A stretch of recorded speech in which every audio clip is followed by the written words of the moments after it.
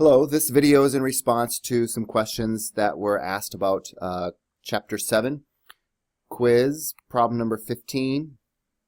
I would do a u substitution by letting u equaling x to the 1/3, and then if you square both sides, x to the 1/3 squared would give me x to the 2/3, which is what I wanted here. So I would replace x to the 2/3 with u squared minus 3 times the u value minus 18, and then try to work this problem through u and then back substitute with x squared. So factors of 18 that differ by 3 are 6 and 3. Signs are different. The larger term is negative, u minus and u plus. So u equals 6 and u equals negative 3, but remember u really equals x to the 1/3. And to solve for x, we just cube both sides. And I'll get x equals 216, and then over here x will equal negative 27. Also, don't forget that your calculator will solve any equation simply by graphing it and setting it equal to 0 and look for the roots. So I've typed in the function under y equals. I've changed my window to look 50 units to the left, 300 to the right, 25 units down, and 25 units up. If I hit trace, I get this graph, and if I check my solution, negative 27, sure enough I get a 0, and 216, I also get a 0. So you could always second calculate and go for the zeros. So if you don't know this solution, you can actually guess to the left. Well, I know that it's 216, so I'll just guess 100, something to the left. And then I'll guess 220, something to the right. And then I'll guess 190. So I'm just guessing to the left, guessing to the right, guessing on, and it'll calculate that for me. For number 18 on the quiz, I would also use a calculator. I would go to your calculator and graph in this function, and then go calculate the minimum.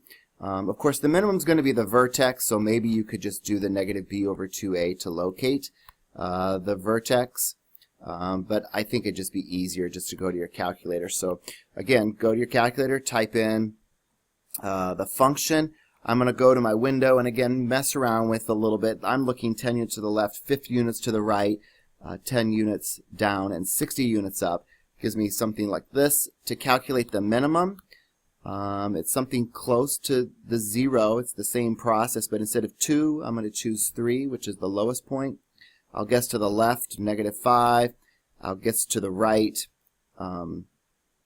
50. And I'll guess 10 is my minimum, and it's around 8.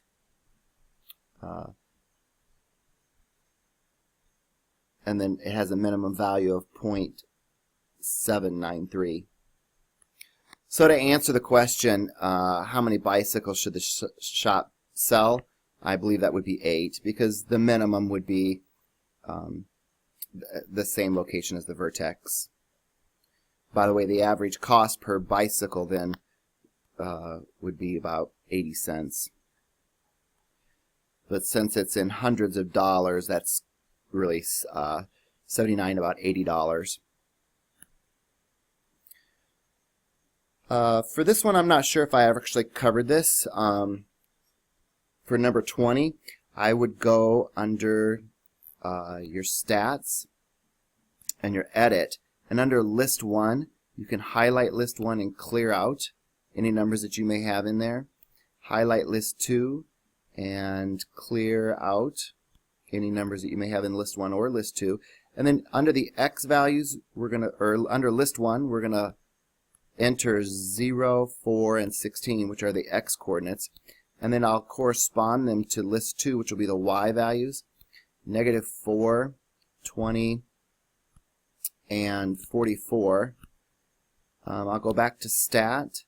I'll go to calculate, and I want to find a quadratic function, so I'm going to choose number 5. You can arrow down to it, or just hit the white key 5. And I don't want to store it. I just want to calculate the equation. And so it gives me the value of A, B, and C. So writing the equation, y is equal to ax squared plus bx plus c, I would say the value of A was 0.25, the value of B was 7, and the value of C was -4. And this function, you can go back and check it actually.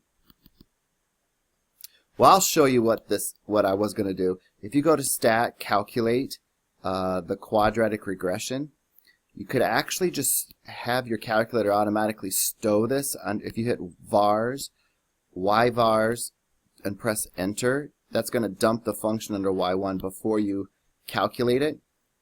And so it looks like it does the same thing, but now under your y equals, it's actually stored the function.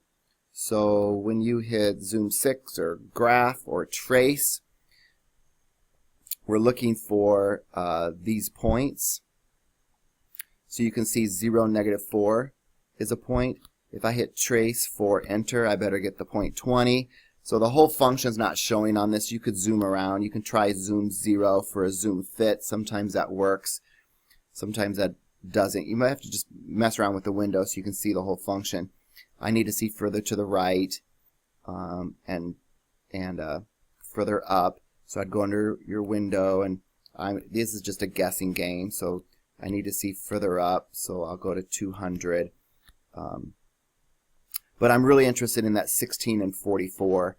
So after I hit trace, I'm going to hit 16 and just show you, yeah, that's the point, 16, 44.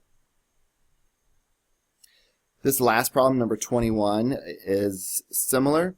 I would again go under your stat and your edit, clear out list 1, or actually you can just type right over it. 0, 15 are the x's, 25, 50, 90, and 100. List 2 would be, whoops, let's go to list 2.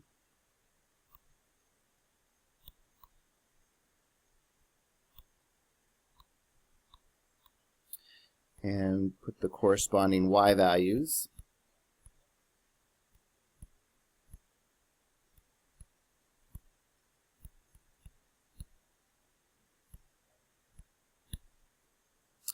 Hit stat, calculate again the quadratic regression.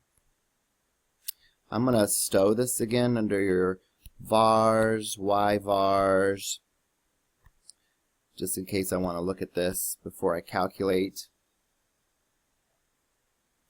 So I won't round too much. I'll go out 4 decimal places, 0.0058 x squared plus 0.6071 x minus 0.2103, and my calculator has already placed it under your y equals because I did the y vars.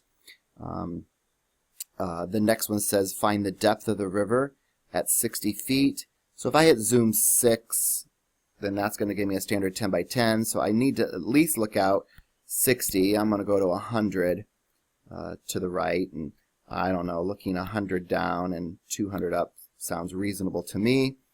I don't really care what the function looks like. I'm really just interested in the depth of the river at 60 feet, so I'm going to hit trace 60, and it looks like around 15.282.